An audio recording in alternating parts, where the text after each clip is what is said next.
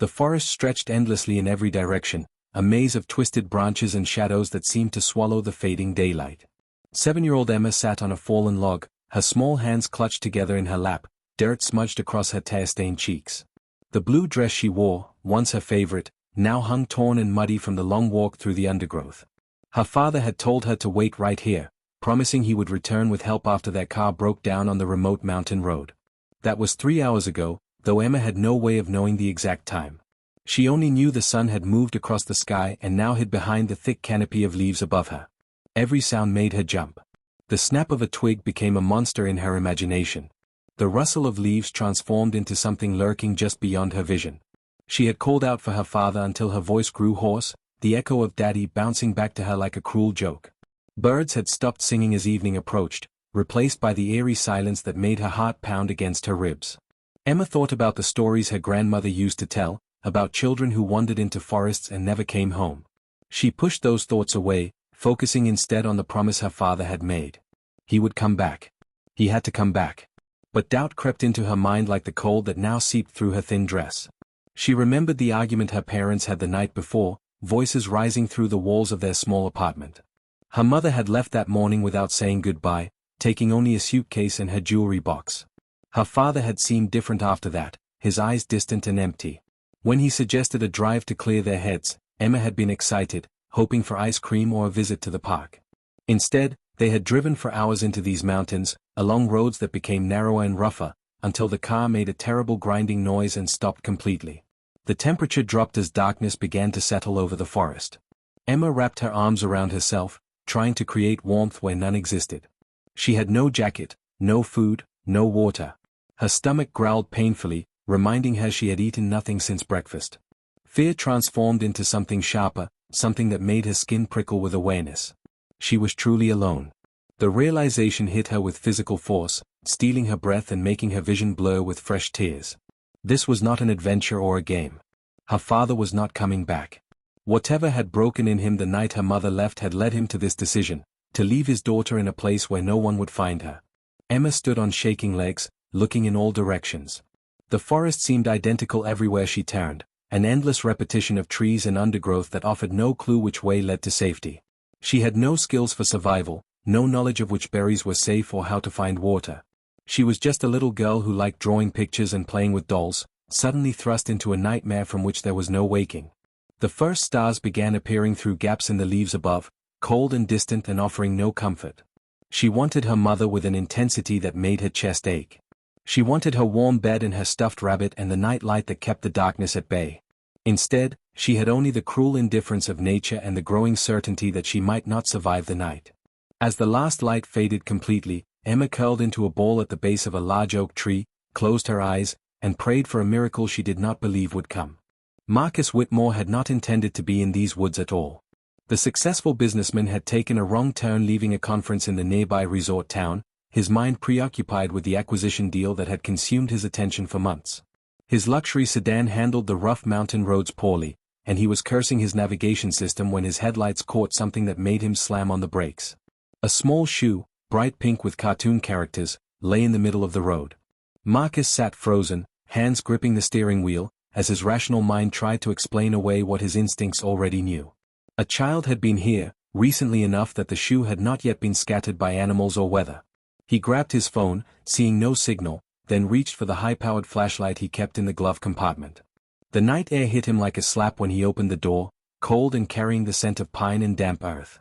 Marcus had no children of his own, had never wanted the responsibility or the vulnerability that came with caring for another human so completely.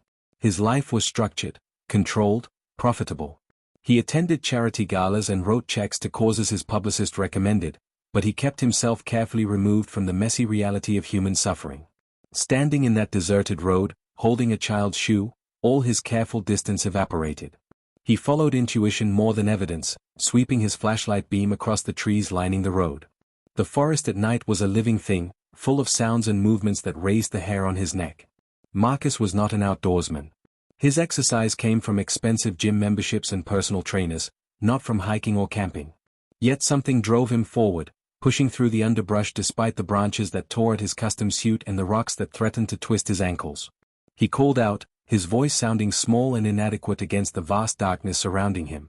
Minutes stretched into an hour, then longer, and doubt began to settle over him. Perhaps the shoe had been lost days ago. Perhaps he was chasing a ghost, wasting time on a fool's errand when he should be finding his way back to civilization. Then his flashlight beam caught something else. A small form huddled at the base of a massive oak tree, so still he first thought it was a bundle of discarded clothing. Marcus approached slowly, afraid of what he might find, his heart hammering in his chest. The little girl was unconscious but breathing, her small chest rising and falling with shallow movements. Her lips had a blue tinge that spoke of hypothermia, and her skin felt cold as ice when he touched her shoulder. She did not wake when he spoke her name, having no way to know it was Emma. She did not stir when he carefully lifted her into his arms, shocked by how light she was, how fragile. Marcus made a decision that would change everything about his carefully ordered life. He carried Emma back to his car, moving as quickly as the terrain allowed, cradling her against his chest in an attempt to share his body heat. His expensive suit was beyond repair, his Italian leather shoes destroyed, and he did not care about any of it. The only thing that mattered was the small, cold child in his arms and getting her to safety before it was too late. His hands shook as he secured her in the passenger seat, cranking the heat to maximum and wrapping her in the emergency blanket he found in the trunk. She looked impossibly small and vulnerable in the leather seat designed for adults, her face pale and peaceful in a way that terrified him. The drive to the nearest hospital felt endless, though his speedometer showed him pushing dangerous speeds on the winding mountain roads. Marcus kept glancing over, checking that Emma still breathed, talking to her even though she could not hear him. He told her she was safe now, that everything would be all right, promises he had no authority to make but needed to speak into existence. His mind raced with questions he could not answer. Who was she? How had she ended up alone in those woods? Where were her parents? But beneath all those questions lay something more profound and unexpected. The moment he had lifted her into his arms, something had shifted inside him. Some wall he had built around his heart had developed cracks that now threatened to bring the whole structure down. The hospital emergency room erupted into controlled chaos when Marcus carried Emma through the automatic doors. Nurses materialized around them, taking her from his arms with practiced efficiency and rushing her toward a treatment room. A doctor fired questions at him that he could barely answer. Her name? Unknown. Her age? 7 or 8, he guessed. Her medical history? Nothing. How long had she been in the cold? Hours, possibly all night. Marcus felt useless standing in the bright fluorescent lighting, his destroyed clothing and scratched hands making him look more like a suspect than a savior. A security guard watched him carefully while a social worker approached with a clipboard and a kind but cautious expression. Detective Sarah Chen arrived 40 minutes later, summoned by the hospital's mandatory reporting of an unidentified child found in suspicious circumstances.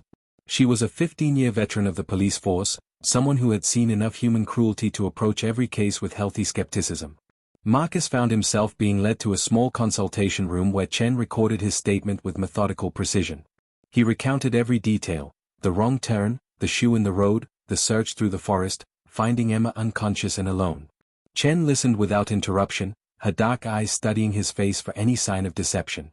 When he finished, she asked him to repeat the story, noting with apparent satisfaction that his account remained consistent. Meanwhile, officers were being dispatched to the location Marcus had described, searching for evidence that might explain how a child ended up abandoned in such a remote area. The hospital staff worked to warm Emma slowly, monitoring her vital signs as her body temperature gradually returned to normal. She remained unconscious longer than expected, her small form hooked to machines that beeped and hummed in the sterile room. A pediatrician examined her thoroughly, documenting old bruises in various stages of healing, signs of chronic malnutrition, and evidence of neglect that painted a disturbing picture of her life before the woods. These findings shifted the investigation's focus, transforming it from a simple missing child case into something far more sinister. Emma woke just before dawn, her eyes opening slowly as consciousness returned. The first thing she saw was the white ceiling and bright lights, so different from the dark forest that she cried out in confusion and fear. A nurse rushed to her side, speaking in soothing tones, but Emma was inconsolable. She did not know where she was or why machines were attached to her body. She did not understand the people in strange clothing hovering around her. All she knew was that she wanted her mother, wanted the familiar comfort of home, even if that home had been far from perfect. Detective Chen was called immediately, entering the room with a gentle smile that disguised the sharp analytical mind behind it. Getting information from a traumatized 7-year-old required patience and skill. Chen sat beside Emma's bed, not rushing or pressing, simply being present until the little girl's panic subsided into exhausted acceptance. Slowly, carefully, Emma began to talk. Her name was Emma Rose Gardner. She lived in Riverside, 3 hours away from these mountains. Her mother had left, and her father had driven her into the woods and told her to wait. She had waited until dark came and the cold made her too tired to stay awake. Chen's expression remained neutral, but Marcus, watching from the doorway where he had been unable to make himself leave, saw her jaw tighten with suppressed anger. This was not an accident or a misunderstanding. This was deliberate abandonment, a parent choosing to dispose of their child like unwanted garbage. The state's Department of Child Services became involved immediately. Emma was officially placed in protective custody while the investigation continued. Officers found the abandoned vehicle registered to Thomas Gardner, Emma's father, but the man himself had vanished. He had not returned to his apartment in Riverside, had not contacted any known relatives or friends. Emma's mother, Patricia Gardner, was located in another state, living with a new boyfriend and showing little interest in her daughter's welfare when informed of the situation. The system that was supposed to protect children like Emma ground into motion with bureaucratic inevitability. There would be foster care, court hearings, and therapy sessions designed to heal wounds that ran deeper than the cold and hunger she had endured in those woods. But Marcus Whitmore could not forget the weight of Emma in his arms or the way she had looked so small and helpless in that hospital bed. He found himself returning to the hospital every day, bringing books and stuffed animals, sitting quietly while Emma colored or watched television. He had no legal standing, no relationship to this child beyond being the person who had found her. Yet something had changed in him during that night in the forest, something profound and irreversible. He began making phone calls, consulting with lawyers, exploring possibilities he had never considered before. His friends and business associates thought he had lost his mind.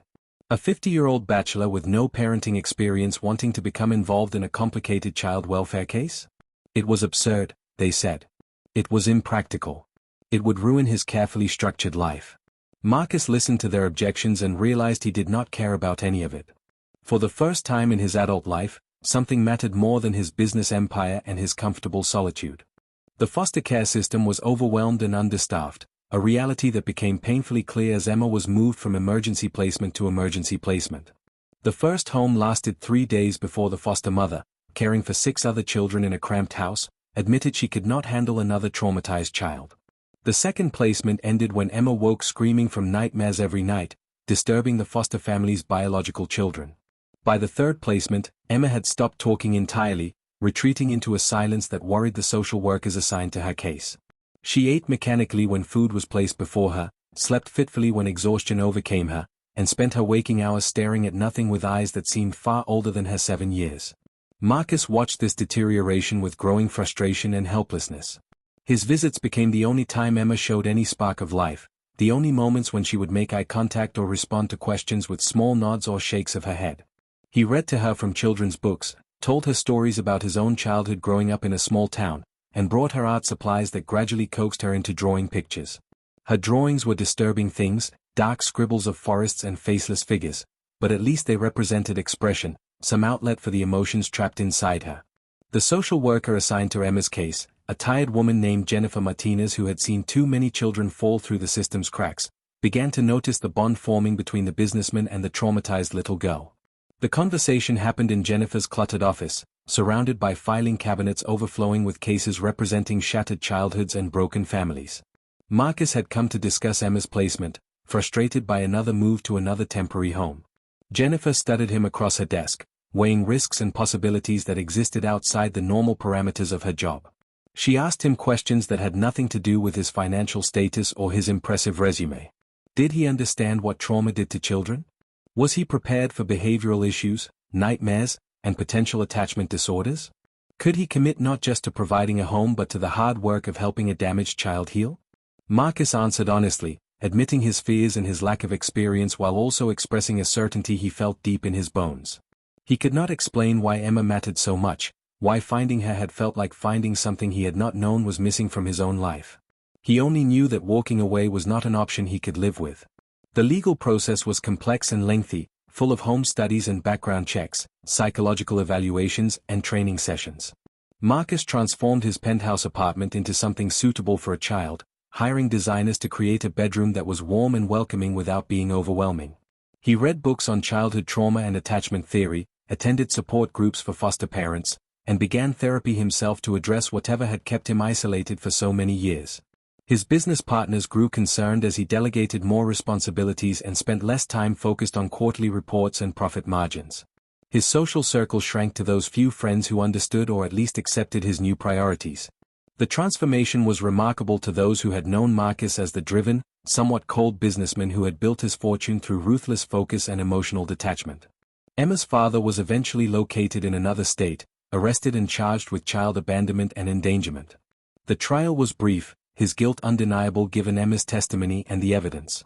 He received a prison sentence that seemed inadequate to Marcus, who sat through every day of proceedings with barely contained rage.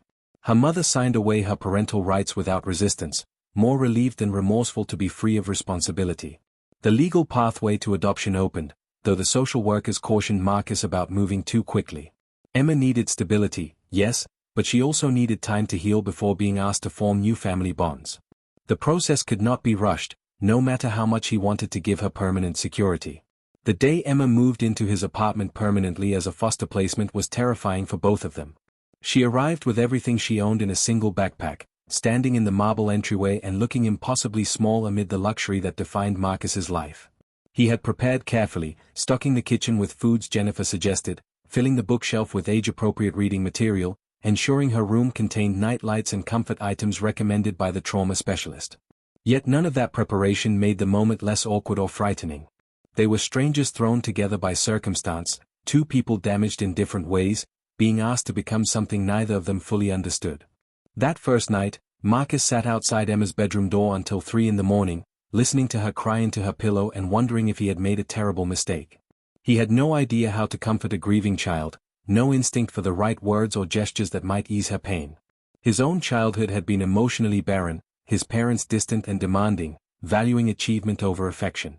He had grown into adulthood believing himself incapable of the warmth and connection that defined real families.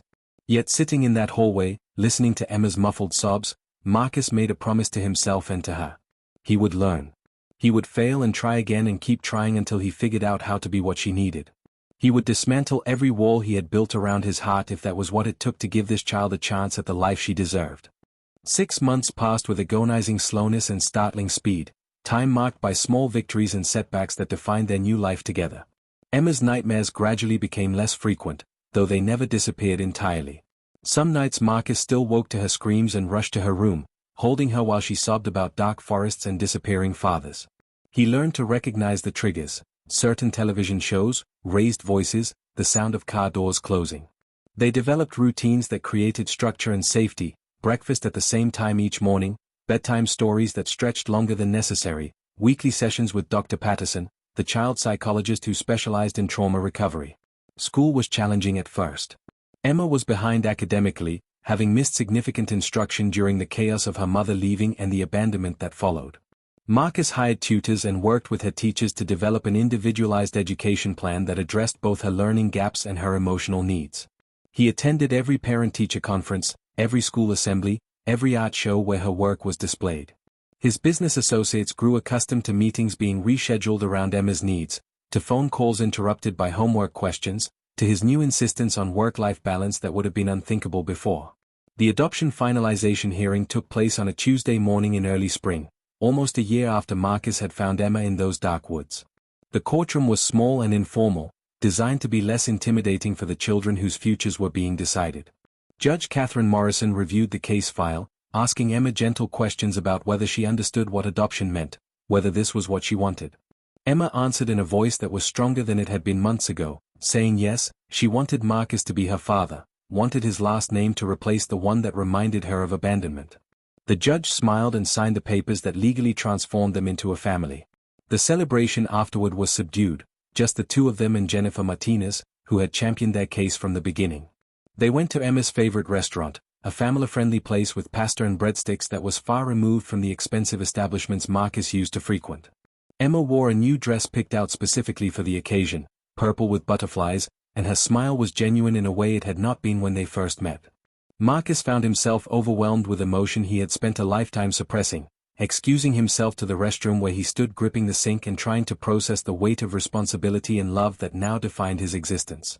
Life settled into something approaching normalcy over the following months.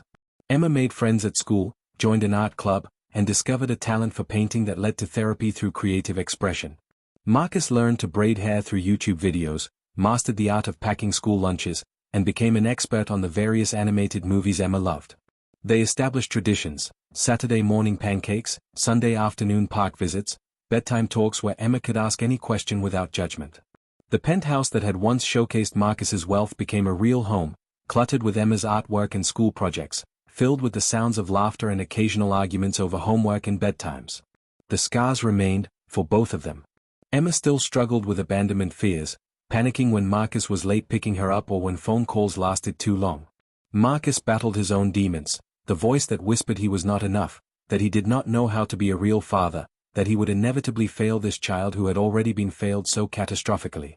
They attended family therapy together, learning to communicate honestly about their fears and needs, building trust slowly and carefully like constructing something precious from fragile materials. On the anniversary of the day Marcus found Emma in the forest, they returned to those mountains together. It was Emma's idea, a desire to face the place that had haunted her nightmares and reclaim it as something less terrible.